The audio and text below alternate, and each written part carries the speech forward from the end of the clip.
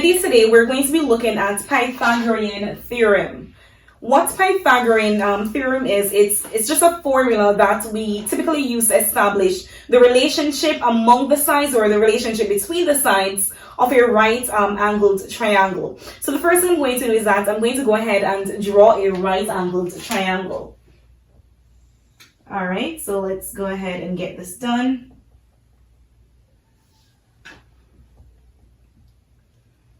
Alright, so this is a right angled triangle, and in a right angled triangle we have 1, 2, 3 sides, and of course we're going to use this Pythagorean theorem or the formula to establish the relationship between the sides or among the 3 sides. So let's say that this side is A, this side is B, and this side is C. What the formula states is that A squared plus B squared will give us C squared. So I'm going to go ahead and write this down. So A squared plus B squared is equal to C squared. And this is the formula that we typically use whenever we're looking at the lengths of the different sides in a right angled triangle.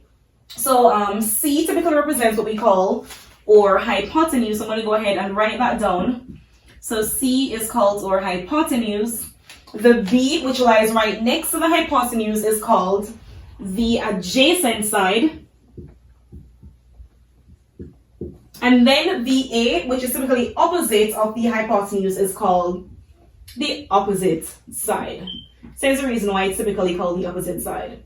So here again, we have A squared, which is this side squared, plus B squared, which is this side squared, is equal to this side squared, which is C squared or hypotenuse. So now I'm going to go ahead and use numbers so that we can make the formula a bit more applicable for solving problems. So I'm going to go ahead and erase the labels that I have here so we can have more space to work with. Alright, so again, just bear in mind that each of these sides, they do have specific names, but we're not really interested in the names at this point. We're trying to figure out how we can use the formula to find different sides or different length given to lengths. Alright, so we're going to start off with a very simple right angle triangle. Say for example, if this side is equal to 3 units, this side is equal to 4 units.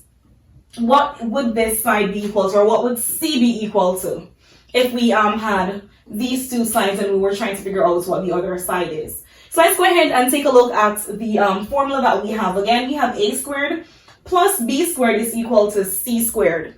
So we're going to do 3 squared plus 4 squared is equal to C squared, because again, we're trying to find this length, or we're trying to find the hypotenuse, which is denoted by C.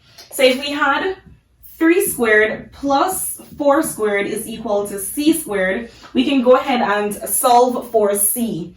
3 squared is just simply 3 times 3, and 3 times 3 is equal to 9. So we have 9 plus 4 squared, which is 4 times 4, and 4 times 4 is 16. So it's 9 plus 16 is equal to C squared. So 9 plus 16 gives us 25.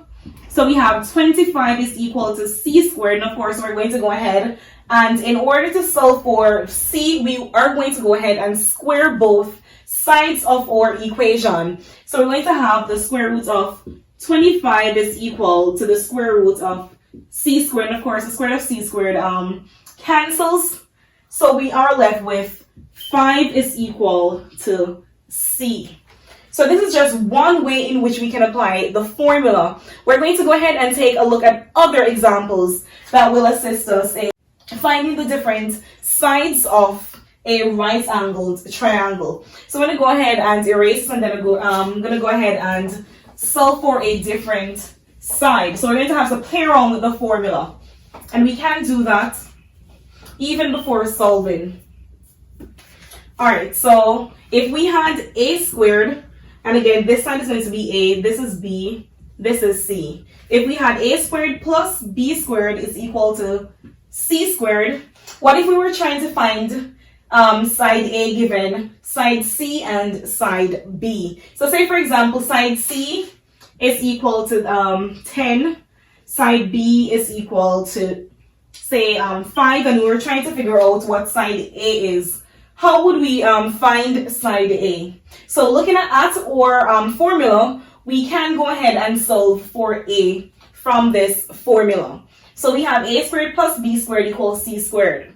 Again, we're solving for A. So the first thing that we need to move away would be B squared, and we can go ahead and subtract B squared from both sides. So we would end up with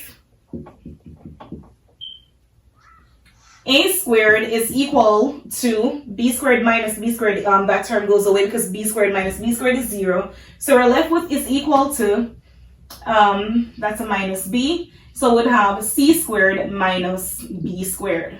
So here we have A squared, and again, we're trying to solve for A, not A squared. So in order to get rid of that squared sign, we need to go ahead and find the square root of both sides. So we'd end up with the square root of this term and the square root of that term.